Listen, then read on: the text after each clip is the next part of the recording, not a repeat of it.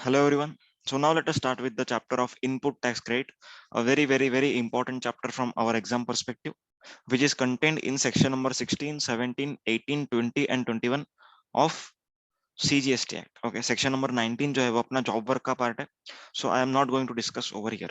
अपन यहाँ पर कौन सा सेक्शन देखेंगे? 16, 17, 18, 20 and 21 along with rules. Okay, section 16 which says the conditions to avail ITC. Okay, क्या है इसमें? Conditions to avail ITC. There are basically 4 conditions to avail ITC. कौन से 4 कंडीशंस है? सबसे पहले जो पर्सन आईटीसी ले रहा है उसके पास डॉक्यूमेंट्स होने चाहिए. क्या होने चाहिए? Documents. That is tax invoice और डेबिट नोट. सेकंड, रिसिपिएंट को गुड्स या फिर सर्विसेज मिल जाने चाहिए. Exception is bill to ship to model. Third one, supplier should pay tax to the government. And fourth one, recipient should file return under section 39. समझ में आया? 4 condition. Repeating it once again. Recipient के पास tax invoice या फिर debit note होना चाहिए या फिर प्रिस्क्राइब डॉक्यूमेंट्स होने चाहिए. देन रिसिपिएंट को गुड्स या फिर सर्विसेज मिल जाने चाहिए. Exception bill to ship to model. Third one, supplier should pay tax to the government. Okay, however provisional ITC can be taken. Fourth one, the recipient should file return under section 39. Okay, अब हम अगर documents की बात करें, documentation, तो यहाँ पर documentation जो होता है टैक्स इनवॉइस और डेबिट नोट तो होना ही चाहिए. ओके, उसके अलावा अगर आपका कोई स्पेसिफिक केस है, ओके, तो यहाँ पर बिल ऑफ एंट्री, अगर इंपोर्ट ऑफ गुड्स का आईटीसी क्लेम कर रहे हो, बिल ऑफ एंट्री होना चाहिए. आरसीएम का क्रेडिट क्लेम किया जा रहा है तो सेल्फ इनवॉइस होना चाहिए. और इनवॉइस अगर आईएसडी वाला क्रेडिट है, that is credit is distributed, तो आपके पास आईएसडी का इनवॉइस और डेबिट नोट होना चाहिए. समझ में? सो payment voucher is not the required document for availing ITC. अगर आप लोग का आरसीएम का पेमेंट आ रहा है तो आरसीएम का जो भी पेमेंट आप कर रहे हो उसका क्रेडिट आप लोग सेम मंथ में ले सकते हो.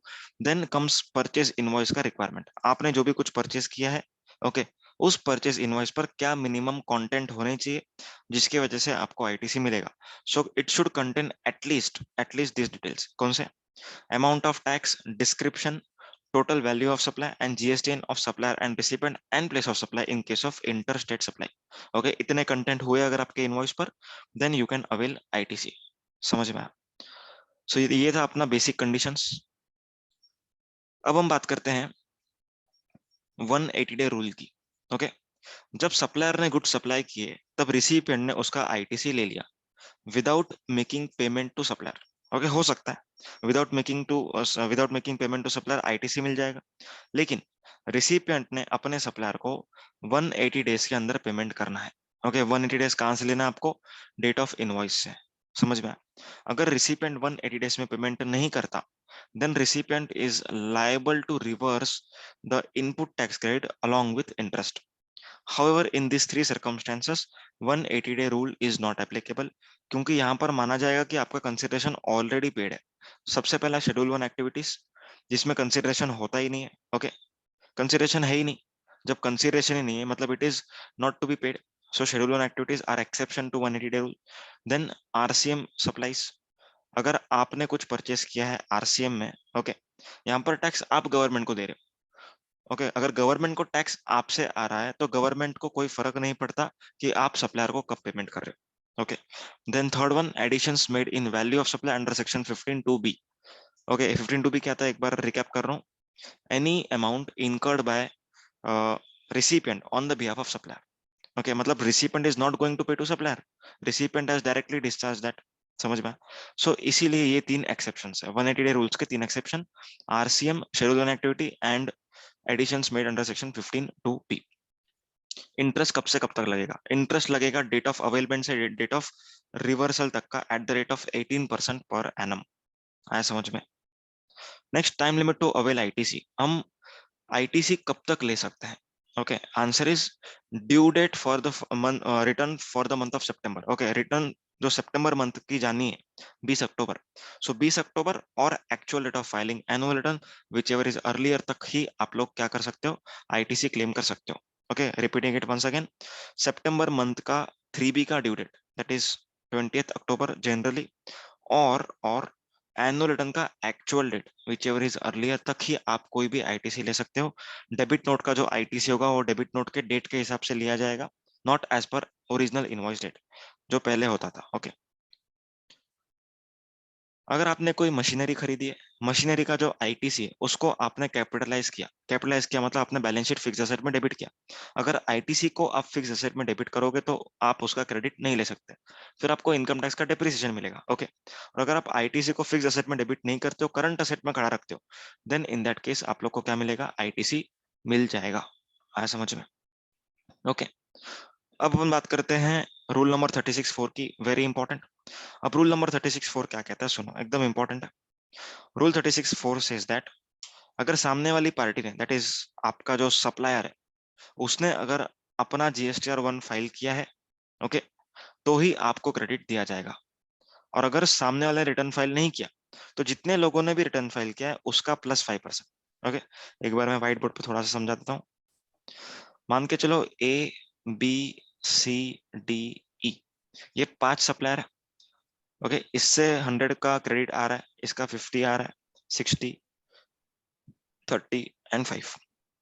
ओके, इस तरीके से मान के चलो इसने GSTR 1 फाइल किया, इसने फाइल किया, इसने फाइल नहीं किया, इसने किया, इसने भी किया। ओके, सो कितने लोगों ने GSTR 1 फाइल किया, A B D and E। Okay, तो C ने फाइल नहीं किया, तो C का जो क्रेडिट है अपने को किस तरीके से मिलेगा, मतलब ABCDE सब लोग का मिला करके कितना मिलेगा, टोटल क्रेडिट कितना मिल सकता है? आंसर इज जितने लोगों ने रिटर्न फाइल किया है, okay, A B D and E, इन सब का टोटल क्या आएगा, 150, 180, 185, 185 प्लस 5%। समझ में? Total credit can be 185 plus 5%, 194.25, 194.25। However, it should not exceed the total actual available. Okay, 150, 210, 240, 245, total वैसे तो 245 मिलना चाहिए था बुक्स के हिसाब से, लेकिन एक जन ने रिटर्न फाइल नहीं किया, उसके वजह से मेरा क्रेडिट रेस्ट्रिक्ट हो गया 5% से। ठीक है, मतलब 5% ही अपर कैप मिलेगा जितने लोगों ने भी रिटर्न फाइल किया उन लोग का। अब फॉर एग्जाम्पल ABCDE ने रिटर्न फाइल किया, लेकिन लेकिन ई का जो भी क्रेडिट था वो था इन एलिजिबल आईटीसी। क्या था? इन एलिजिबल आईटीसी, मतलब सामने वाले ने भले रिटर्न फाइल किया है, मुझे क्रेडिट वैसे ही नहीं मिलने वाला था। तो यहां पर अपने को किस में 5% ऐड करना होगा, A B एंड D, बस। ओके, एंड एक्चुअल मेरे को जितना मिलना था वो भी कम हो जाएगा, 240 हो जाएगा। ओके, तो यहाँ पर A 100 plus 50 plus 30, so 180 plus 5%, 180 plus 5%, this would be the available credit. आया समझ में? अब कुछ चीजें ऐसी होती है जो 2A में नहीं दिखती। Okay, there are few things which cannot be reflected in 2A, however nowadays it is reflecting. Okay, तो यहाँ पर कहा जाता है कि अगर आपने इंपोर्ट्स किया है, okay, if you are done imports, तो यहाँ पर आप लोग को पहले 2A में नहीं दिखता था। ओके, आप लोग को 2A में पहले नहीं दिखता था, लेकिन अभी से दिखना चालू हो गया, उसको आपको इग्नोर करना है। जो चीजें 2A में नहीं दिखती, जैसे imports, then RCM, okay, then reavailment of ITC. Okay, तो ये सारी चीजें जो है उनका क्रेडिट आप लोग को पूरा मिल जाएगा, फुल मिल जाएगा, irrespective of whether shown in 2A और नॉट। ओके, एक एग्जांपल लेता हूँ, ABCDE and import of goods and RCM। Okay, A का मेरे को क्रेडिट मिलने वाला है, ओके, एलिजिबल सप्लाईज है, ए का एलिजिबल है, बी का एलिजिबल है, सी का एलिजिबल है, ओके, डी का इनएलिजिबल, ई का एलिजिबल, ये भी एलिजिबल, ये भी एलिजिबल। ओके, 100, 150, 20, 30, 60, 70, 90, कैलसी हाथ में रखो फटाफट। ठीक है, अभी इसने रिटर्न फाइल किया, इसने फाइल किया, इसने नहीं किया, इसने किया, इसने भी किया, और इन लोग का रिटर्न फाइलिंग का कुछ मतलब नहीं है। ओके, अब मुझे आप लोग बताओ कितना अपने को एलिजिबल आईटीसी मिलेगा। कहना ऐसे, जिन लोगों ने रिटर्न फाइल किया है उसमें अपने को चेक करना है एलिजिबल कौन से। सो रिटर्न फाइलिंग पर टिक होना चाहिए एंड एलिजिबल होना चाहिए। ओके, सो ये कंसिडर किया जाएगा 36(4) के लिए, ये किया जाएगा, ये नहीं किया जाएगा। क्यों? क्योंकि एलिजिबल थे पर रिटर्न फाइल नहीं किया। ये डी, डी की हम अगर बात करें तो, अगर हम डी की बात करें तो रिटर्न फाइलिंग तो हुआ है लेकिन ये इनएलिजिबल है, तो ये भी कंसिडर नहीं होगा, ई का कंसिडर होगा। ओके, एंड ये दोनों कंसिडर नहीं होगा, इसका फुल आईटीसी अपने को ऐसे ही मिलेगा। अपने को 5% ऐड करने के लिए इन दोनों को ऐड नहीं करना। This is where students make mistake. Okay, आप लोग क्या करते हो, इसको भी ऐड करते हो एंड फिर 5% लेते हो, नहीं, इसका क्रेडिट आप लोग को पूरा मिलने वाला है, तो आपको 5% के लिए इसको लेना ही नहीं। सो ए बी डी, सॉरी नहीं, ए बी एंड ई कितना आ रहा है देखो, 100, 150, 250, 250 एंड 60, 310। सो 310 प्लस 5% कितना आएगा, 310 प्लस 5%, 325.5। ओके, प्लस इसका क्रेडिट अपने को वैसे ही मिलने वाला है, तो इसको आप ऐड कर लो, कितना आएगा, 70 प्लस 90 इट इज 160। अभी आप लोग को एक और चीज चेक करनी है। ओके, टोटल एलिजिबल क्रेडिट जो है ना, मतलब अभी रुको मैं हाईलाइट करता हूँ, जो टोटल एलिजिबल क्रेडिट है, it should not exceed this. Okay, it should not exceed this, इससे एक्सीड नहीं करना चाहिए। कितना आएगा देखो, 100, 150, 20 एंड 60, टोटल मारो कितना आएगा, 100 प्लस 150 प्लस 20 प्लस 60, 330। ओके, सो मेरे को 330 मिलना चाहिए। ओके, एज पर 36(4) मुझे 325.5 मिल रहा है, वेल एंड गुड। ओके, तो 325 प्लस प्लस ये वाला, ओके 60, सो कितना आएगा total, 160, sorry 325.5 plus 160. So total I can take credit of 485.5. I hope the discussion is very clear now. Okay, समझ में आ गया, बस ये डिस्कशन है। So this is entire rule 36(4). इसके ऊपर जो भी आपको डाउट होंगे आप लोग मार्क करके रख लो, अपन बाद में टेकअप कर लेंगे। डन, चलो अभी आगे बढ़ते हैं अपन सेक्शन 17 की ओर।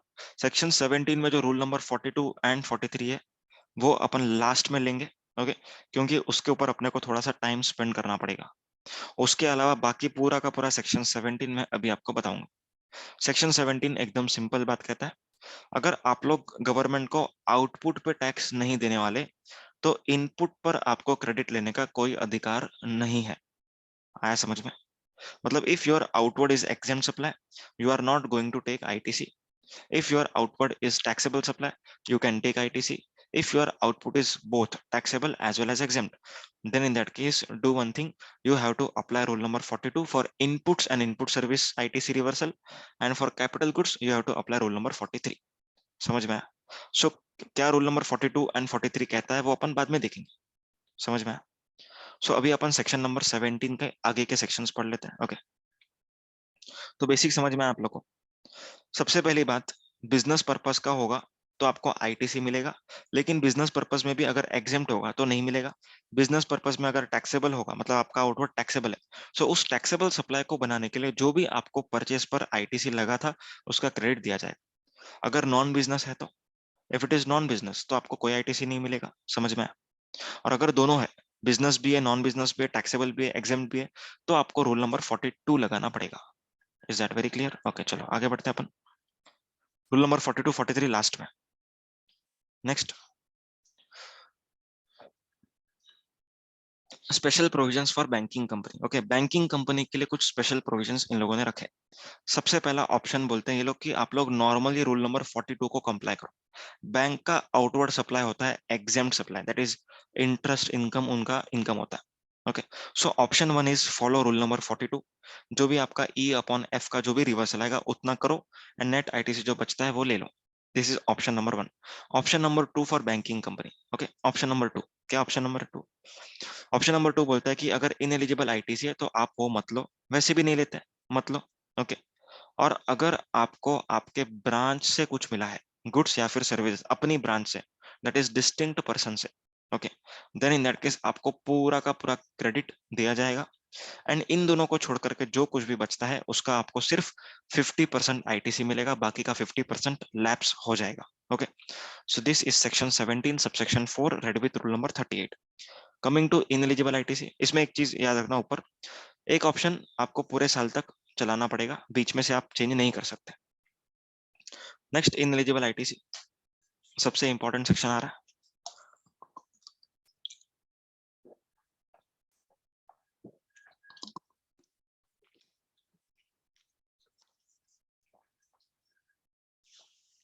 इनएलिजिबल आईटीसी, ठीक है, गवर्नमेंट ने कुछ ऐसे ट्रांजैक्शंस रखे हुए हैं जिसमें गवर्नमेंट को डाउट है कि आप लोग उस आईटीसी का गलत इस्तेमाल करोगे। ओके, लोगे पर्सनल के लिए एंड बेनिफिट करवाओगे बिजनेस का। समझ में? सो इसीलिए गवर्नमेंट ने एक लिस्ट बनाई है सेक्शन नंबर 17 सबसेक्शन 5 में ऑफ सीजीएसटी एक्ट। सेक्शन 17(5) का सबसे पहला पॉइंट क्या है? आपको मोटर व्हीकल का कोई आईटीसी नहीं मिलेगा। Okay, motor vehicle, vessel aircraft का मैं बाद में बताऊंगा, पहले सिर्फ मोटर व्हीकल पे फोकस करो। Motor vehicle for transportation of person, इंसानों को लेके जाने के लिए जो गाड़ी बनाई गई है, that is Santro, nano, Innova, what ever it is. Okay, अगर आप लोगों ने वो चीज खरीदी है तो आपको आईटीसी नहीं दिया जाएगा if seating capacity is is up to 13। Seating capacity is up to 13 including driver. Okay, seating capacity कितना है आपका? अगर लेस देन और इक्वल टू 13 है तो आपको आईटीसी नहीं मिलेगा। मतलब अगर 13 से ऊपर है तो आईटीसी मिलेगा। समझ में आया? जैसे बस। ओके, क्योंकि गवर्नमेंट को मालूम है कि जो कोई भी इंसान बस खरीदेगा वो ऑब्वियसली बिजनेस के लिए खरीदेगा, घर के नीचे हम बस नहीं लगाएंगे। सो 13 सीटर के ऊपर अगर कैपेसिटी है तो आपको आईटीसी दिया जाएगा। समझ में आया? अब सवाल ये उठता है कि अगर हम लोग ट्रांसपोर्टेशन ऑफ पर्सन की जो व्हीकल्स है जो लेस देन इक्वल टू 13 वाली कैपेसिटी है, ओके, उसका अगर आईटीसी नहीं दिया तो इंडस्ट्री में प्रॉब्लम हो जाएगा। ओके, जो लोग इस बिजनेस में उन लोग को बहुत टेंशन हो जाएगा। तो गवर्नमेंट ने बोला कि ठीक है, आप लोग के लिए कुछ एक्सेप्शंस निकाले अपन। ओके, एक्सेप्शंस क्या क्या है? सबसे पहला, further supply of such motor vehicle. Okay, अगर आपने लेस देन 13 सीटर कैपेसिटी का गुड्स खरीदा है, सॉरी व्हीकल खरीदा है, मोटर व्हीकल, एंड आपको उसी को बेचना है या उसी को लीज पर देना है, okay, then in that case आपको आईटीसी मिलेगा क्योंकि वो आपका बिजनेस है। ट्रांसपोर्टेशन ऑफ पैसेंजर, अगर आप लोग पैसेंजर ट्रांसपोर्टेशन के लिए मोटर व्हीकल खरीदते हो अप टू 13 सीटर कैपेसिटी, आपको आईटीसी दिया जाएगा क्योंकि वो भी आपका बिजनेस है। इम्पार्टिंग ट्रेनिंग और अच्छा, नेविगेटिंग तो नीचे आएगा, imparting training on that motor vehicle. आप ट्रेनिंग क्लास जाते हो, आपको ट्रक नहीं सिखाया जाएगा। ओके, बस नहीं सिखाया जाएगा, पहले आपको छोटी गाड़ी सिखाई जाएगी। तो अगर आप लोग छोटी गाड़ी लेकर के सीख रहे हो, okay, you are driving school, तो ड्राइविंग स्कूल ने जो भी मोटर व्हीकल खरीदा है उसका आईटीसी आपको मिलेगा। समझ में? नेक्स्ट, नेक्स्ट अगर हम वेसल और एयरक्राफ्ट की बात करें तो इसमें भी आपको वैसे तो आईटीसी नहीं मिलेगा, लेकिन कुछ उसके एक्सेप्शन है। सबसे पहला, अगर वो आपका बिजनेस है, ठीक है, आपने व्हीकल सॉरी वेसल और एयरक्राफ्ट खरीदा एंड देन आपने उसको रेंट पर दिया या फिर बेच दिया, देन आपको आईटीसी मिलेगा। Okay, transportation of passenger, spice jet ने खरीदा, ओके, उसको भी आईटीसी मिलेगा। इम्पार्टिंग ट्रेनिंग, ओके, अगर आपको प्लेन चलाना सिखाया जा रहा है, ठीक है, सो जो भी प्लेन आपने खरीदा है फॉर सिखाना, उसका आईटीसी आपको दिया जाएगा। ओके, ट्रेनिंग, दोनों ही ट्रेनिंग है। ट्रांसपोर्टेशन ऑफ गुड्स, अगर समझो फेडेक्स कुरियर, ओके, फेडेक्स वालों ने एक प्लेन बनाया खुद के लिए फॉर ट्रांसपोर्टेशन ऑफ गुड्स, तो फेडेक्स को उसका आईटीसी मिलेगा इवन इफ उनका बिजनेस ट्रांसपोर्टेशन ऑफ पैसेंजर नहीं है और एयरक्राफ्ट को बेचना उनका बिजनेस नहीं है, फिर भी आईटीसी मिलेगा। क्यों? क्योंकि गुड्स ट्रांसपोर्टेशन का आईटीसी दिया जाता है। मोटर व्हीकल में भी रेस्ट्रिक्शन था ट्रांसपोर्टेशन ऑफ पर्सन में, मतलब अगर गुड्स ट्रांसपोर्टेशन का गाड़ी है तो आपको पूरा का पूरा आईटीसी दिया जाएगा। ओके, टेम्पो, टेम्पो में दो ही लोग बैठ सकते हैं, 13 से कम है, तो क्या आईटीसी मिलेगा? आंसर इज यस, मिलेगा, क्योंकि tempo is not for transportation of passenger, it is for transportation of goods. Transportation of goods की सब चीजों को आईटीसी दिया जाता है। आया समझ में? और अगर सैंट्रो में आप लोग गुड्स कैरी करते हो तो आईटीसी नहीं मिलेगा। क्यों नहीं मिलेगा? क्योंकि Santro was design to carry person, not goods. Done.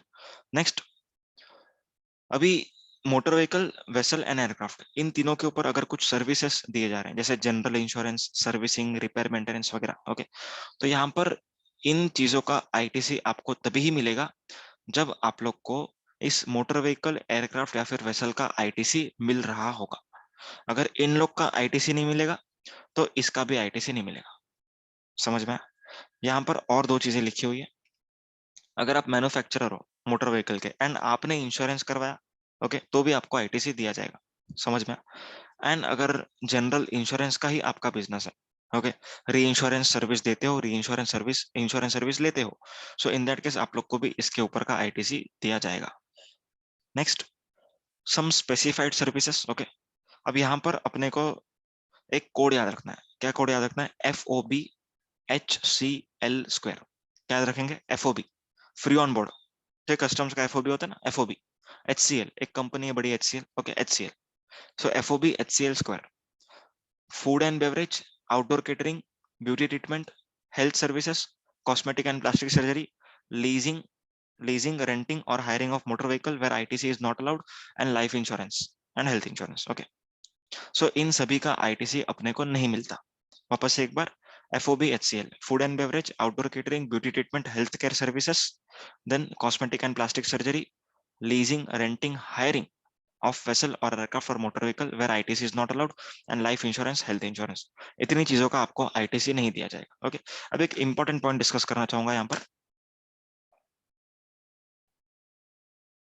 अगर आपने मोटर व्हीकल को परचेस किया, ध्यान से सुनना, वेरी इंपॉर्टेंट, मोटर व्हीकल को परचेस किया less than equal to 13 seater capacity, okay, जो ट्रांसपोर्टेशन ऑफ पर्सन के लिए, तो यहाँ पर आईटीसी ब्लॉक है आपका। ओके, अभी आप लोगों ने सोचा कि मैं मोटर व्हीकल परचेज नहीं करता हूँ, एक काम करता हूँ, मैं लेता हूँ लीज पर। परचेज पर ब्लॉक था, अपन ने पहले देखा। अगर मैंने लीज पर लिया तो क्या होगा, what will happen if I take on lease? Answer is उधर भी आपको आईटीसी नहीं मिलेगा। Why? Due to FOB HCL. Come on, lease, rental या हायरिंग कुछ भी ले लो आप, ओके, इन सब के ऊपर आपको आईटीसी नहीं मिलेगा। कहां से ये आ रहा है? जो अपन अभी सेक्शन 17 सबसेक्शन 5 क्लॉज बी देख रहे हैं उधर से। ओके, तो यहाँ पर वही लिखा हुआ। सो एफओबी एचसीएल का आईटीसी नहीं मिलेगा, लेकिन उसका कुछ एक्सेप्शन है। अगर आपका बिजनेस ही है एफओबी एचसीएल को इनवर्ड लेना एंड उसको आउटवर्ड देना ऑफ सेम कैटेगरी और एज अ कंपोजिट सप्लाई और मिक्स सप्लाई, अगर इवेंट मैनेजमेंट सर्विस प्रोवाइडर है, उसने फूड एंड बेवरेज का सर्विसेज लिया है, okay, for providing event management service, तो यहाँ पर उस पर्सन को आईटीसी दिया जाएगा। या फिर अगर एम्प्लॉयर को ऑब्लिगेटरी है to provide FOB HCL to its employees, then this service purchased by employer, okay, on that purchase ITC would be allowed। समझ में? अगर फैक्ट्रीज एक्ट में लिखा हुआ है कि 200 लोगों के ऊपर अगर आपके फैक्ट्री में एम्प्लॉयज काम कर रहे हैं, आपको खाना पीना उनको देना पड़ेगा। सो खाना पीना देना है तो मुझे कैंटीन लगवाना पड़ेगा। अब कैंटीन का आईटीसी तो रेस्ट्रिक्टेड है, लेकिन नहीं, ऐसा नहीं है। क्यों? क्योंकि अगर ऑब्लिगेटरी है, ऑब्लिगेटरी मतलब अंडर एनी एक्ट लिखा हुआ है, दैट इज फैक्ट्रीज एक्ट, तो आपको कैंटीन का भी आईटीसी दिया जाएगा। ऐसा नहीं कहा जाएगा कि आप लोगों ने कैंटीन सर्विस लिया, नो आईटीसी, नहीं। मैंने क्यों लिया? क्योंकि मेरे को आउटवर्ड देना था, इसके लिए लिया। समझा? Next, ITC on membership of a club, health, fitness centre, travel benefits. Okay, membership, health, fitness and travel benefits, इन सब का आईटीसी आपको वैसे तो नहीं मिलेगा, ओके, लेकिन अगर ऑब्लिगेटरी होगा तो मिलेगा, अदरवाइज नहीं मिलेगा। समझ में? Next, works contract service. Okay, works contract service मतलब क्या? Construction of an immovable property. तो कंस्ट्रक्शन ऑफ एनिमल प्रॉपर्टी का आपको आईटीसी नहीं दिया जाएगा unless that inward supply is outward supply for you, मतलब आपका वही बिजनेस है तो ही आईटीसी मिलेगा, अदरवाइज नहीं मिलेगा। ओके, कंस्ट्रक्शन का मतलब है capitalization in books of accounts. Capitalization मतलब कि फिक्स्ड असेट्स में ऐड करना, ओके, उसको अपन बोलते हैं कैपिटलाइजेशन। अगर आपने कैपिटलाइज किया है, it means it is works contract. अगर आपने पीएनएल में डेबिट किया तो it is not a construction, आपको आईटीसी दिया जाएगा। समझ में? If you are debiting it to PNL, then आपको इनपुट टैक्स क्रेडिट मिलेगा। है समझ में? अभी यहाँ पर एक एक्सेप्शन है, प्लांट एंड मशीनरी। मतलब अगर प्लांट एंड मशीनरी की हम बात करें तो चाहे आप उसको कैपिटलाइज करो या मत करो, उससे फर्क नहीं पड़ता, आपको आईटीसी दिया जाएगा प्लांट एंड मशीनरी का। प्लांट एंड मशीनरी को छोड़ करके दूसरा कुछ है तो कैपिटलाइज किया तो नो आईटीसी, पीएनएल में डेबिट किया मिलेगा आईटीसी, ओके। एंड अगर वो आपका inward supply is for providing outward supply, तो भी आपको आईटीसी दिया जाएगा। समझा? इंपॉर्टेंट नोट यहाँ पर आ रहा है, land and building, telecommunication tower and pipelines laid outside the factory are not plant and machinery. Is that very clear? आगे, goods and services used for self construction. अगर आप गुड्स किसी से लेते हो, सर्विस किसी से लेते हो एंड कंस्ट्रक्ट करवाते हो, तो भी उस गुड्स और सर्विस का आईटीसी नहीं मिलेगा, ओके। और अगर आप लोगों ने पीएनएल में डेबिट किया, आईटीसी मिलेगा। प्लांट एंड मशीनरी है तो भी आईटीसी मिलेगा। नेक्स्ट, कंपोजिशन पर्सन, उसको कोई आईटीसी नहीं मिलेगा। एनआरटीपी को इंपोर्ट ऑफ गुड्स का मिलेगा, उसके अलावा कुछ भी नहीं मिलेगा। इंडिजिनस परचेस का भी नहीं मिलेगा एंड इंपोर्ट ऑफ सर्विस का भी नहीं मिलेगा। पर्सनल कंजम्पशन के लिए अगर आपने कुछ गुड्स खरीदे तो भी आईटीसी नहीं मिलना आपको। नेक्स्ट, अगर गुड्स आपने खरीदे, लॉस्ट हो गए, चोरी हो गए, ओके, स्टोलन और डिस्ट्रॉयड, कुछ जल गया, कुछ हो गया, राइट ऑफ कर दिया, या फिर आपने किसी को फ्री सैंपल्स वगैरह दे दिए, okay, so in that case आपने जो भी आईटीसी लिया होगा उसको आपको रिवर्स करना पड़ेगा as per section 17 subsection 5 clause H. समझा? Next, any tax paid by your supplier in accordance with section 74, 129, 130। अगर आपके सप्लायर ने फ्रॉड किया है, ओके, सेक्शन 74 में टैक्स पे किया उसने, या फिर 129 that is detention, and 130 confiscation. अगर इन सेक्शंस में आपके सप्लायर ने टैक्स पे किया तो आपको आईटीसी नहीं दिया जाएगा, समझा। Next section number 18। सेक्शन 18 एकदम simple. Section 18 is nothing but availability of credit in some special circumstances. Okay, अगर आप लोग का टर्नओवर अगर आप लोग का टर्नओवर 20 लाख क्रॉस कर जाता है, 10 लाख क्रॉस करता है, 40 लाख क्रॉस करता है, या फिर ऐसा कुछ घटना घटता है जिससे आपको रजिस्ट्रेशन लेना पड़ रहा है, okay, so you are called as, you are a person who is liable for registration. Okay, you are a person who is liable for registration. If you are liable for registration, okay, then in that case government कहता है आपको 30 दिन में apply करना है registration के लिए। अगर आपने 30 दिन के अंदर अंदर रजिस्ट्रेशन के लिए अप्लाई किया तो हम आपको क्रेडिट देंगे। कौन सा क्रेडिट देंगे? जो दिन आपका लायबिलिटी टू रजिस्टर हुआ उसके पिछले दिन जितना भी आपके पास स्टॉक था of finish goods, raw material और semi finish goods, that is inputs, semi finish goods और फिनिश गुड्स, इसका क्रेडिट हम आपको दे देंगे। कैपिटल गुड्स का कोई क्रेडिट नहीं मिलेगा। क्यों नहीं मिलेगा? क्योंकि आप पहले अनरजिस्टर्ड थे। समझ में आया? Is that very clear? Next, voluntary registration. आपने खुद से रजिस्ट्रेशन लिया, आपका टर्नओवर एक्सीड नहीं हुआ, फिर भी आपने बोला कि मेरे को रजिस्ट्रेशन चाहिए तो मैं ले लूंगा। ओके,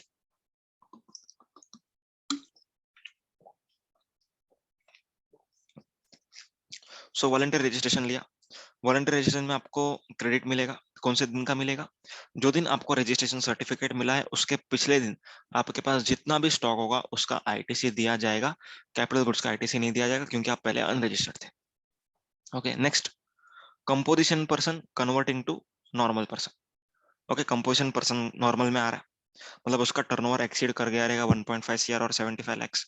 सो जो दिन उसका टर्नओवर क्रॉस हुआ उसके पिछले दिन उसके पास जितना भी स्टॉक था उसका उसको आईटीसी दिया जाएगा। ओके, कैपिटल गुड्स का भी आईटीसी मिलेगा, लेकिन 5% पर क्वार्टर माइनस किया जाएगा। कब से कब तक? कब से कब तक? From the date of invoice till the date of switching over to the scheme. Okay, तो इसका आईटीसी आपको माइनस करने के बाद कैपिटल गुड्स का आईटीसी दिया जाएगा। Next, supplies of registered exam supplier. अगर मैं रजिस्टर्ड एग्जाम सप्लायर हूं एंड मेरा सप्लाईज हो गया है टैक्सेबल, तो जब भी एग्जाम सप्लाईज में प्रोवाइड कर रहा था गवर्नमेंट ने कुछ भी आईटीसी नहीं दिया। ओके, क्योंकि मैं गवर्नमेंट को नहीं दे रहा था टैक्स। लेकिन अब वो सब सप्लाईज टैक्सेबल हो गई। ओके, एंड मैं रजिस्टर्ड था। ओके, अगर मैं अनरजिस्टर्ड होता एंड एग्जाम सप्लाई कर रहा होता तो मैं यहाँ पर फॉल करता। अगर मैं रजिस्टर्ड हूँ एंड एग्जाम सप्लाई कर रहा हूँ तो यहाँ पर फॉल हो। डिफरेंस सिर्फ कैपिटल गुड्स में है। यहाँ पर क्रेडिट नहीं मिलता था, यहाँ पर रिड्यूस्ड क्रेडिट आपको दिया जाएगा रिडक्शन करके। Okay, so exam supplies becoming taxable supplies. जो दिन एग्जाम से टैक्सेबल हुआ उसके पिछले दिन जो भी स्टॉक आपका था, ओके, उस स्टॉक का पूरा आईटीसी मिलेगा एंड कैपिटल गुड्स का भी आपको आईटीसी दिया जाएगा आफ्टर रिड्यूसिंग 5% पर क्वार्टर और part thereof from the date of invoice till the date when this exam supplies became taxable supplies. Clear है? अब ये 4 केसेस तो हो गए। अभी उल्टा केस पकड़ते हैं। उल्टा, उल्टा मतलब आप कैंसिलेशन ऑफ रजिस्ट्रेशन करवा रहे हो, या फिर आप नॉर्मल से कंपोजिशन में आ रहे हो, या फिर आपका टैक्सेबल सप्लाईज एग्जेम्प्ट होने वाला है। इन दैट केस जितना भी आपके पास स्टॉक है उसका आईटीसी आपको रिवर्स करना पड़ेगा। ओके, और अगर आईटीसी रिवर्स करने के लिए आईटीसी है ही नहीं आपके पास तो आप लोग जो पेमेंट आ रहा है वो कर दो। समझ में? एंड कैपिटल गुड्स का भी आपको रिवर्सल करना होगा। अब यहाँ पर कैपिटल गुड्स का जो रिवर्सल करना है आपको, ये कैसे करना है? मंथ बेसिस पर। मंथ बेसिस पर कैसे? मान के चलो कि 5 इयर्स का यूजफुल लाइफ होता है। ओके, कोई भी कैपिटल गुड्स का 5 इयर्स का यूजफुल लाइफ होता है। आपने 27 मंथ्स इसको नॉर्मल रजिस्ट्रेशन में यूज किया। ओके, सो बचे हुए 60 माइनस 27, 33 मंथ्स को आप लोग क्या करने वाले हो? You are not going to use this capital goods 33 months के। तो गवर्नमेंट बोलता है कि आपको क्रेडिट तो मैंने पूरा दिया था, अब 33 मंथ्स का मुझे वापस दो। सो 10,000 का अगर आईटीसी है, 10,000 इंटू 33 अपॉन 60, इतना आपको रिवर्स करना पड़ेगा, विच कम्स टू 5,500। आया समझ में? ओके, अब कुछ इंपॉर्टेंट पॉइंट्स। अगर आपने फिक्स्ड असेट सेल किया है other than moulds, dice, jigs and fixture, okay, तो यहाँ पर आपको जीएसटी कितने अमाउंट पर पे करना होगा? Answer is tax on transaction value और आईटीसी माइनस 5% पर क्वार्टर और part thereof whichever is higher. इसके ऊपर आपको जीएसटी पे करना होगा। जो क्रेडिट हम बात कर रहे हैं stock of capital goods and sorry stock and capital goods दोनों की, उसमें एक चीज इंपॉर्टेंट है, जो भी स्टॉक आपके पास होगा वो 1 साल से ज्यादा जूना नहीं होना चाहिए। ओके, नेक्स्ट, अगर आपका लायबिलिटी क्रॉस हो रहा है, ओके, आपको 30 दिन के लिए 30 दिन के अंदर अंदर रजिस्ट्रेशन के लिए अप्लाई करना होगा, ओके। सो जब तक आपको रजिस्ट्रेशन नंबर नहीं मिलता तब तक, ओके, फॉर एग्जांपल आपने अप्लाई किया आज, आपको 15 दिन के बाद नंबर मिला, तो ये 15 दिन का जो भी सेल्स होगा, ओके, इसके लिए आपको रिवाइज्ड टैक्स इनवॉइस इशू करना पड़ेगा within 1 month from date of grant of registration. समझ में आया? Okay. Next, declaration form ITC 01। जो भी आप ITC लोगे इस तरीके का, उसमें आपको ITC 01 फाइल करना होगा within 30 days from becoming eligible to ITC। और अगर 2 लाख के ऊपर आपका ITC क्लेम है तो CSCMA, प्रैक्टिसिंग CSCMA का सर्टिफिकेट लगेगा, ओके। जो भी ITC आप ले रहे हो वो GSTR 1 में या फिर GSTR 4 में दिखना चाहिए। नेक्स्ट, अगर आपके पास रिवर्स करने के लिए टैक्स इनवॉइस नहीं है, आपको मालूम नहीं है कितना ITC रिवर्स करना है, तो गवर्नमेंट से इसकी मार्केट प्राइस के बेसिस पर रिवर्सल कर लो। और अगर ITC लेना है आपको एंड इनवॉइस नहीं है तो नहीं मिलेगा, ओके। अगर लेना है तो मार्केट प्राइस के बेसिस पर नहीं लेना है, इनवॉइस के बेसिस पर। अगर रिवर्स करना है तो आपको मार्केट प्राइस के बेसिस पर रिवर्स करना पड़ेगा if invoice is not there, otherwise invoice के बेसिस पर। चलो, अपना सेक्शन नंबर 18 खत्म हो गया।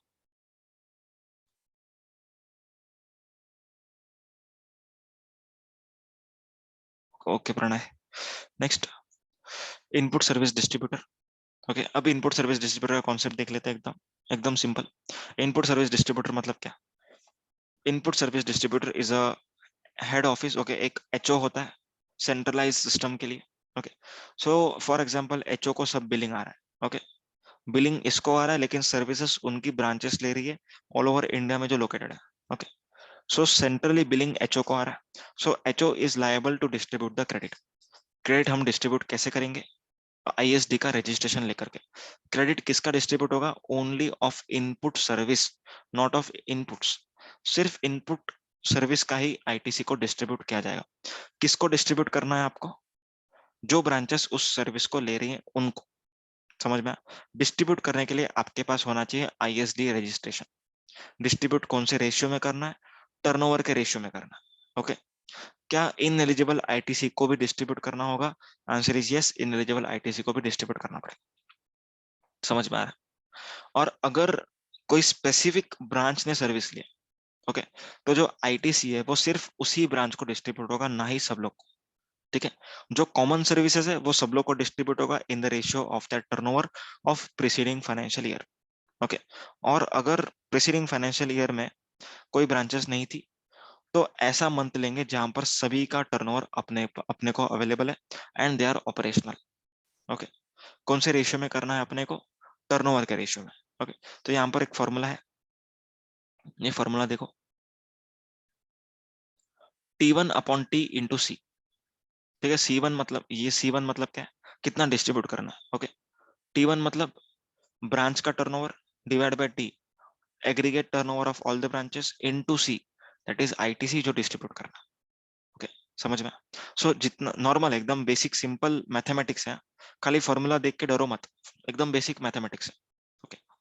अब सवाल ये उठता है कि जो HO को इनवॉइस मिला है, अगर उसके ऊपर CGST SGST लगा होगा, ओके, एंड डिस्ट्रीब्यूट करने के लिए जो ब्रांच है वो भी सेम स्टेट में, तो उसको CGST SGST ही डिस्ट्रीब्यूट किया जाएगा। समझ में?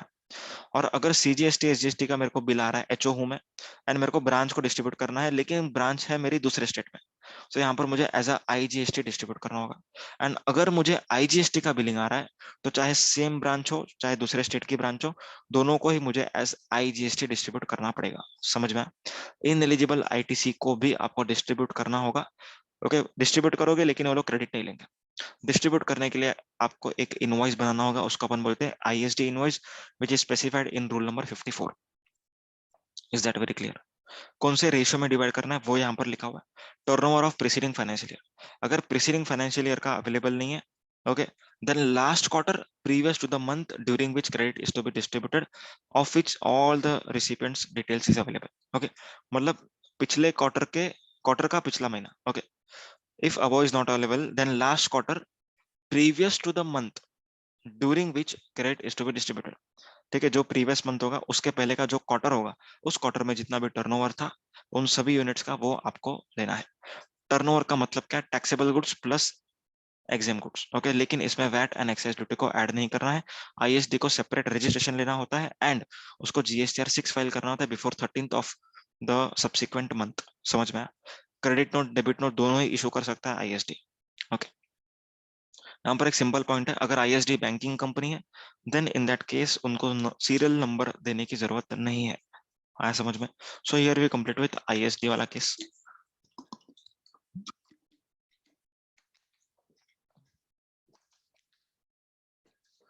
नो लास्ट, एकदम सिंपल है ये मैं व्हाइट बोर्ड पे बताऊंगा। इसमें सर्कुलर का जरूरत लगना भी क्यों चाहिए था वो भी सवाल आता है एक बार को। ठीक है, सुन लो। महाराष्ट्र में अपने ही दो यूनिट्स है, ए एंड बी, ओके। इन दोनों का रजिस्ट्रेशन एक ही है, there is only common registration, single registration, okay. Gujarat में एक यूनिट है एंड तेलंगाना में एक यूनिट है। समझ में? ओके। अभी ratio of assets, ratio of assets कितने असेट्स हैं वो देखो। इसके पास 100 के असेट है, बी के पास 30, इसके पास 70 है एंड इसके पास 50। इतने सबके असेट्स हैं, ओके। अनयूटिलाइज्ड आईटीसी कितना है? अनयूटिलाइज्ड आईटीसी, अभी इन दोनों का रजिस्ट्रेशन एक है तो अनयूटिलाइज्ड आईटीसी भी एक फिगर होगा, दो अलग नहीं होगा। कम ऑन, दो अलग नहीं होगा, एक ही नंबर होगा। से 30, ओके। गुजरात के पास अनयूटिलाइज्ड आईटीसी से 20 एंड तेलंगाना के पास 10, ओके। अब सवाल ये उठता है कि अगर B unit, if B unit is demerging, अगर बी यूनिट को अलग होना है, ओके, तो यहां पर इस 30 में से कितना आईटीसी वो लेकर के जाए। ओके, क्वेश्चन एकदम सिंपल है। बी यूनिट को अलग होना है, डीमर्ज होना है, ओके। सो कितना आईटीसी उसको लेकर के जाना पड़ेगा, मतलब लेके जाने मिलेगा। तो क्वेश्चन लोगों ने गवर्नमेंट को क्या पूछा पता है आपको? ठीक है, ये 30 को डिस्ट्रीब्यूट करना है। सो इस 30 को हम कैसे डिस्ट्रीब्यूट करें? ठीक है, मतलब जो बी का असेट्स का रेशियो है दैट इज 30, ठीक है। ये 30 divided by 100 plus 30 plus 70 plus 50 कितना हो रहा है? 250, 250। क्या हम ऐसा करें या फिर हम ऐसा करें? 30 इंटू ये 30 है बराबर 30 डिवाइड बाय 130, 130 क्यों? इन दोनों का स्टेट वाइज। ठीक है, तो आप लोग को क्या लग रहा है चैट बॉक्स पे लिखो, एकदम कॉमन सेंस है ये, बच्चों का सवाल पूछा मैंने। 30 का जो अनयूटिलाइज आईटीसी है ए एंड बी का मिला करके, उसमें से बी को चाहिए तो कितना करना चाहिए अपने को? 30 इंटू 30/130, सिंपल। तो ये गवर्नमेंट को लोगों ने पूछा, तो गवर्नमेंट ने बोला एकदम सिंपल है भाई, स्टेट वाइज लो। ठीक है, तो यहाँ पर स्टेट वाइज आप लोग को डिस्ट्रीब्यूशन करना है। सो 30 into ratio of value of assets of this state. समझ में आया? एकदम सिंपल था, लॉजिकल। बस अभी सवाल ये उठता है कि जो ratio of value of assets है ये अपने को कौन से दिन का लेना है? Answer is appointed date of demerger. किसका लेना है? अपॉइंटेड डेट ऑफ डीमर्जर, जो दिन आपका डीमर्जर इफेक्ट हुआ है, ओके। इफेक्ट मतलब जो एनसीएलटी ने ऑर्डर निकाला होगा ना आपका, तो उस पे ऊपर लिखा रहेगा कि इस दिन से डीमर्ज, तो वो दिन पर जितना ratio of value of assets था उस रेशियो में आपको डिवाइड कर, ओके। नेक्स्ट, ये अनयूटिलाइज आईटीसी कौन से दिन का होना चाहिए? आंसर इज जो दिन आप लोग आईटीसी का बैलेंस ट्रांसफर कर रहे हो, ओके, ट्रांसफर कर रहे हो उस दिन के आईटीसी को आप उस दिन का अनयूटिलाइज आईटीसी आप ट्रांसफर करो on the basis of ratio of value of assets as on appointed date. वापस से एक बार बता रहा हूँ, कौन सा आईटीसी मतलब कौन से बैलेंस को ट्रांसफर करना है आपको?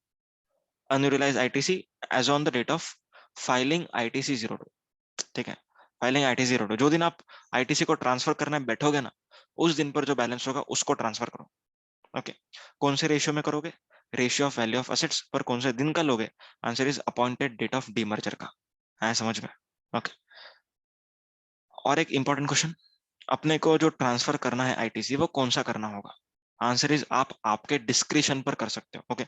अगर 30 का जो आईटीसी आपके पास था वो CGST, SGST and IGST 5, 5 and 20 अगर ऐसा था, ओके। सो जो बी यूनिट है उसको आपको जो ट्रांसफर करना है आप आपके हिसाब से करो, लेकिन लेकिन आपको ट्रांसफर का जो टोटल होगा, ओके, वो ये टोटल 30 इंटू 30/130 से ज्यादा नहीं होना चाहिए। ओके, एंड इंडिविजुअली इसके ऊपर आपको नहीं देना है।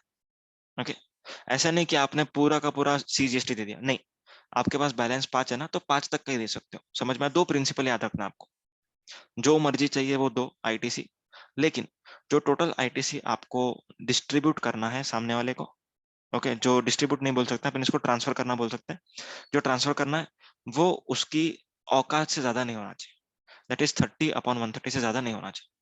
अलॉन्ग विद दैट आपको एक चीज याद रखना है, ईच हेड में, ईच हेड में उसमें जितना अवेलेबल है उससे ज्यादा नहीं देना, दैट्स इट। समझ में? So here we complete with the last part of the ITC, that is apportionment in case of demerger. अब अपना सिर्फ रूल 42 एंड 43 बचता है, वो देख लेंगे। ओके, समझ में आ रहा है चैप्टर सभी लोग को?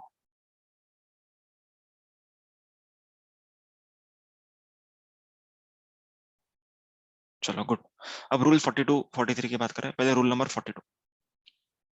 Rule number 42 is only applicable in case of reversal of inputs and input service, not for capital goods। Okay, तो यहाँ पर अपने को एकदम एक फॉर्मेट याद रखना है। ओके, फॉर्मेट के बाद मैं आप लोग को थोड़ा डिटेल में बताऊंगा। फॉर्मेट क्या है? सबसे पहला टी, टी मतलब total ITC। Okay, total ITC जितना भी आपने इनकर के सब eligible, in eligible, non business, exam, जो भी है सब कुछ आ गया इसमें, T minus T1। Okay, minus T1। T1 क्या होता है? Non business, exclusively non business. T2 exclusively exempt. T3 ineligible. मतलब इन तीनों को अपने को माइनस करना है। Okay, so these three were ineligible ITC, मतलब अपने को ITC नहीं मिलेगा, ये रेस्ट्रिक्टेड थे। ओके, इसीलिए यहाँ पर अपन ने उसको माइनस कर दी। जो भी आंसर आएगा उसको नाम दिया जाएगा C1। Okay, C1। अब C1 के अंदर दो चीजें हैं। ठीक है, C1 के अंदर दो चीजें हैं। सबसे पहली कॉमन पोर्शन भी है। ओके, मतलब आपने परचेस किया टैक्सेबल चीज for manufacturing exempt as well as taxable, ऐसा ITC भी इसके अंदर है। एंड आपने टैक्सेबल परचेस किया टू प्रोवाइड टैक्सेबल, ये भी इसके अंदर है। ओके, सो कॉमन भी है एंड टैक्सेबल भी है, टैक्सेबल टू टैक्सेबल। अब जो टैक्सेबल टू टैक्सेबल है उसका तो पूरा ITC मिलना चाहिए आपको। ओके, उसका क्यों अपोर्शन होगा? तो टैक्सेबल टू टैक्सेबल वाले को थोड़ी देर के लिए साइड पे कर दो। ध्यान से सुनना, मैं क्या कर रहा हूँ? साइड पे कर रहा हूँ, माइनस कर रहा हूँ। इसका मतलब ये नहीं कि क्रेडिट नहीं मिलेगा, क्रेडिट मिलेगा, लेकिन थोड़ी देर के लिए साइड पे करो। तो साइड पे किया, C1 minus T4, answer is C2। Now C2 is called as common credit. समझ में? इसमें से इसको हटा दिया तो बचा ये, तो C2 is common credit. Okay, so common credit में, अब कॉमन क्रेडिट में किया जाएगा रिवर्सल। क्या किया जाएगा? Reversal in the name of D1 and D2। D1 क्या होता है? जितना भी आप एग्जाम सप्लाईज कर रहे हो उसके प्रोपोर्शन में रिवर्सल करो। In simple words, C2 that is common credit into into अपना E अपॉन F।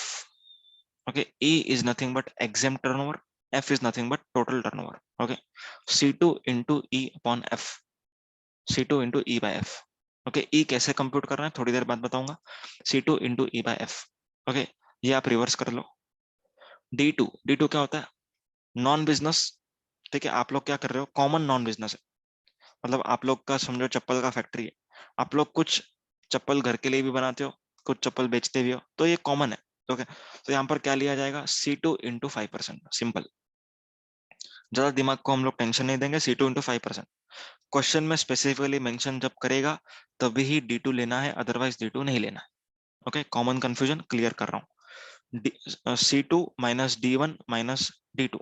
ओके, जो भी आंसर आपको आएगा it is called as C3। C3 मतलब क्या है? कॉमन पोर्शन में से, ध्यान से सुनना, कॉमन पोर्शन में से टैक्सेबल पार्ट, कॉमन पोर्शन में से टैक्सेबल पार्ट। ओके, सो ये टैक्सेबल का है, मतलब इसका ITC मिलेगा। और एक चीज का ITC मिलेगा जो हम ऊपर छोड़ करके आए थे, T4। So C3 plus T4 is your final answer. C3 plus T4 is your final answer. आया समझ में? सो इतना आप लोग को ITC मिल जाएगा। ओके, E अपॉन F कैसे कंप्यूट करना है आइए देख लेते हैं अभी।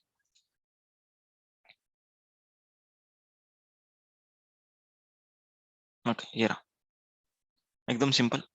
चार चीजें ऐड करनी है, तीन चीजें माइनस करनी है, या तो एक्सक्लूड करनी है। ओके, सबसे पहला इंक्लूजन एग्जेम्प्ट सप्लाई, ई है तो एग्जेम्प्ट सप्लाई है, ऐड तो करो पहले। Okay, next reverse charge outward supplies, अगर आप लॉयर हो, आपका आउटवर्ड आरसीएम में टैक्सेबल है, तो आपको ई में कंसिडर करना पड़ेगा।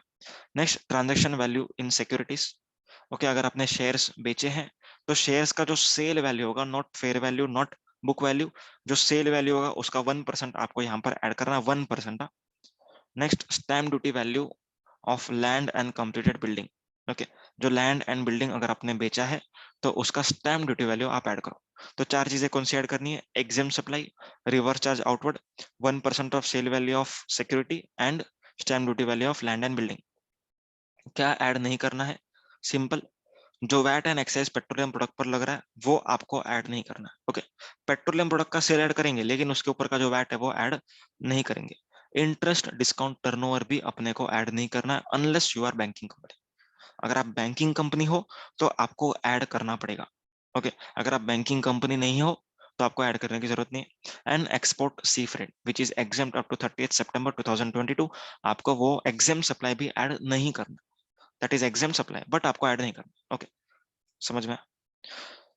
अभी ई अपॉन एफ जो होता है वो आपका स्टेट का टर्नओवर होगा। ओके, ई अपॉन एफ आप लोग को उस टैक्स पीरियड का लेना है। अगर उस टैक्स पीरियड में ई बाय एफ नहीं है तो जो प्रीवियस मंथ जहां पर ई बाय एफ का डिटेल्स अवेलेबल है आपको वो लेना है। ई बाय एफ का जो कंपोनेंट है, रेशियो है, ओके, उसको आपको ईयर एंड के बाद भी चेक करना है। मंथली तो चेक करो ही करो, ईयर एंड के बाद भी करो। अगर ईयर एंड पे चेक करने पर अगर शॉर्ट रिवर्सल मालूम पड़ता है, आपको 100 रुपया रिवर्स करना था, आपने कर दिया है सिर्फ 80, तो 20 रुपया आपको रिवर्स करना पड़ेगा। उसके ऊपर इंटरेस्ट कब से कब तक लगेगा, अगले साल के अप्रैल से लेकर के जब तक आप रिवर्स करते हो तब तक। समझा? In case of short reversal the interest would be applicable from 1 April of next financial year till the date of reversal.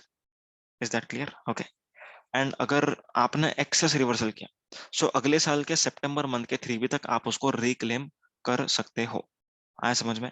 And जो D1 एंड D2 का रिवर्सल होता है वो आपको आउटपुट टैक्स लायबिलिटी में ऐड नहीं करना है, आपको आईटीसी से रिवर्स करना है, जो अमेंडमेंट आई थी 2 साल पहले। Done, here we complete with rule number 42। अब अपन बात करते हैं रूल नंबर 43 की। Okay, rule number 43। अब रूल नंबर 43 में एकदम सिंपल एक एक मैकेनिज्म सेट किया हुआ है। ओके, बता देता हूँ।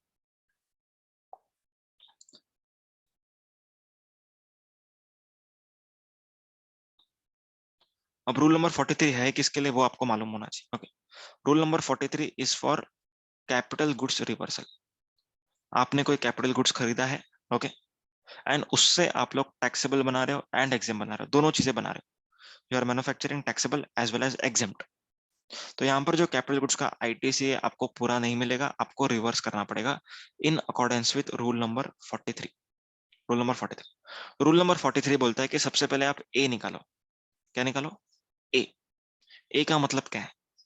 ए मतलब ऐसे कैपिटल गुड्स जो करंट टैक्स पीरियड में, जो करंट टैक्स पीरियड में, ओके, करंट टैक्स पीरियड में टैक्सेबल प्लस एग्जेम्प्ट बना रहे हो, एंड इन लोग का यूजफुल लाइफ बाकी है। Useful life is remaining. Useful life कितना होता है? 60 मंथ्स। ओके, आप लोग को मालूम है। सो ए क्या होता है?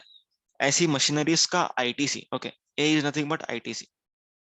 ए is ITC on such capital goods which are manufacturing taxable as well as exempt supplies in current tax period and their useful life is remaining. Okay, इसको बोलते हैं अपन ए। तो ए मिलने के बाद आपको सब मशीनरीज का ऐड करना है, इसको बोलते हैं summation A. Summation A is called as TC, total common credit. Okay, अब ये 60 मंथ्स का आईटीसी है ऑब्वियसली, मुझे तो 1 महीने का चाहिए क्योंकि हम रिटर्न मंथली फाइल करते हैं जनरली। ओके, तो यहाँ पर अपन क्या करेंगे, TC upon 60।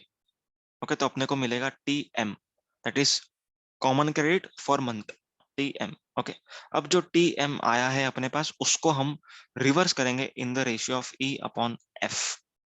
Is that clear? E and F.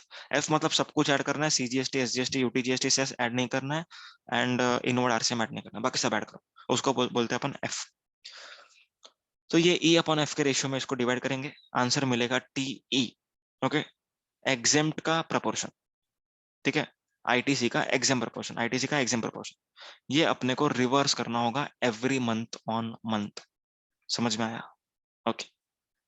अब इसमें और एक इंपॉर्टेंट पॉइंट, अगर मान के चलो कि आप एक मशीनरी को पहले एग्जेम्प्ट सप्लाईज के लिए यूज कर रहे थे, ओके, ये 3 साल का पीरियड है, ओके, एंड ये है 2 साल का पीरियड, ये 2 years का पीरियड है, ओके। ये 3 साल के लिए आपने कोई मशीनरी को एग्जेम्प्ट पर्पस के लिए यूज किया, ओके, एग्जाम पर्पस के लिए। तो मुझे आप लोग बताओ कि आपको गवर्नमेंट ने यहाँ पर क्रेडिट दिया होगा या नहीं दिया होगा? एक्सक्लूसिवली एग्जाम, गवर्नमेंट ने आपको क्रेडिट नहीं दिया होगा, ऑब्वियस सी बात है। सो आपको यहाँ पर क्रेडिट नहीं मिला, बट लास्ट के 2 साल है, उस टाइम में आप लोग इसको टैक्सेबल प्लस एग्जाम के लिए यूज करने वाले हो। किसके लिए? टैक्सेबल प्लस एग्जाम के लिए, ओके। यहाँ पर तो गवर्नमेंट ने क्रेडिट दिया ही नहीं, एंड यहाँ पर गवर्नमेंट आपको क्रेडिट देना चाहेगा क्योंकि आप यहाँ पर टैक्सेबल भी थोड़ा सा बनाने वाले हो, ओके। तो यहाँ पर आपको कुछ सेपरेट मैकेनिज्म फॉलो करना। आंसर इज, क्या करना है सुनो। सबसे पहला, जो फुल आईटीसी होगा, फुल आईटीसी दैट इज यहाँ पर जो आपने परचेस किया था ना, जो पूरा इनवॉइस पर आईटीसी होगा, उसका आपको क्रेडिट लेना है। Full ITC take as credit, take as credit, okay. इसको अपन बोलेंगे ए। क्या बोलेंगे? ए। समझ में? अब इसमें से आपको क्या माइनस करना है? टी आई ई। आई ई मतलब एग्जाम पीरियड का जो प्रपोर्शन है उसको अपन आई ई बोलते हैं, ओके। सो जो भी आईटीसी होगा इनटू एग्जाम प्रपोर्शन, जो भी क्वार्टर वाइज लेना है आपको, इसमें क्वार्टर वाइज लेना। 3 साल मतलब कितने क्वार्टर हो जाएंगे? 4 इंटू 4 इंटू 3 मतलब 4 4 4 कितने? 12। सो 12 क्वार्टर है। सो 12 क्वार्टर्स इंटू 5%, जो भी आंसर आएगा आपको, okay, that is nothing but T I. उसको अपने को यहाँ से माइनस करना हो, क्योंकि एग्जाम पीरियड का ना आपको आईटीसी नहीं मिलना चाहिए। सो इतने को हटा दो, जो बचा है वो आप क्लेम करो, ठीक है, जो बचा है वो आप क्लेम करो। एंड अब से आपको रिवर्सल करना पड़ेगा, क्यों? क्योंकि बस 2 साल बचे हुए, ओके। 2 साल में आप लोग क्या करने वाले हो? टैक्सेबल प्लस एग्जाम दोनों करोगे, तो आईटीसी रिवर्स करोगे। तो सवाल ये उठता है कि ए में हम कंसिडर क्या करेंगे?